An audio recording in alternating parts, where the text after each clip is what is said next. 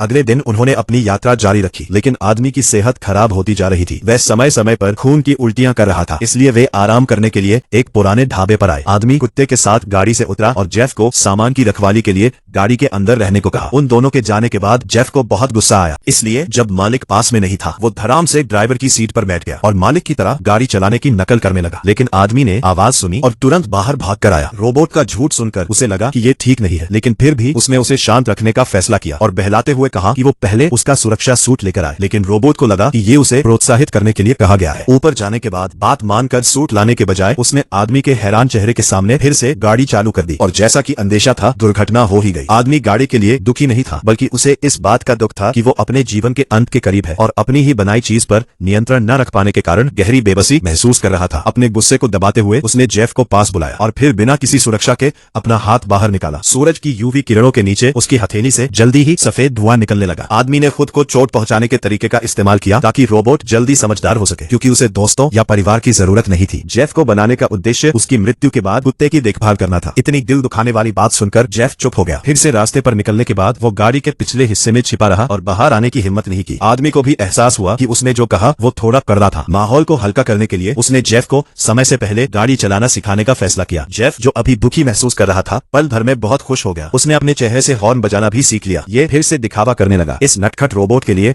आदमी सच में मजबूर था। वो दिल ही दिल में उससे प्यार भी करता था और नफरत भी, लेकिन उसके पास अब समय बहुत कम बचा था। एक दिन रोबोट बाहर पहरा दे रहा था। अचानक गाड़ी के अंदर से कुत्ते के भौंकने की आवाज आई। अंदर आने पर उसने देखा कि मालिक फिर से खून की उल्टियां कर रहा था, लेकिन इस बार यह पहले से कहीं ज्यादा गंभीर था। आदमी बिस्तर पर बेहोशी की हालत में पड़ा रहा और अंत में पूरी तरह से बेहोश हो गया। मालिक को ठीक करने के लिए जेफ बिना पूछे गाड़ी चलाकर शहर के अंदर ले गया। इसके बाद वह और रोबोट कुत्ता एक अस्पताल पहुंचे। वहां सच में बहुत सारी दवाइयां रखी थी। उससे लगा कि इतनी सारी दवाइयां मालिक को जरूर बचा लेंगी और फिर उसने उन्हें पैक करना शुरू कर दिया। दूसरी तरफ रोबोट कुत्ता और भी भाग्यशाली रहा। उसे बिस्कुट का एक डिब्बा मिला, लेकिन इस प्रलय के बाद वाली दुनिया में जहाँ डिब्बा बंद खाना भी एक खजाना है, वहाँ इतने शानदार बिस्कुट मिलना असंभव था। ये एक जाल था और जैसा कि अंदेशा था, अंधेरे में छिपा हुआ शिकारियों का जाल सामने आया। ऐसे मूवीज के लिए सब्सक्राइब करो।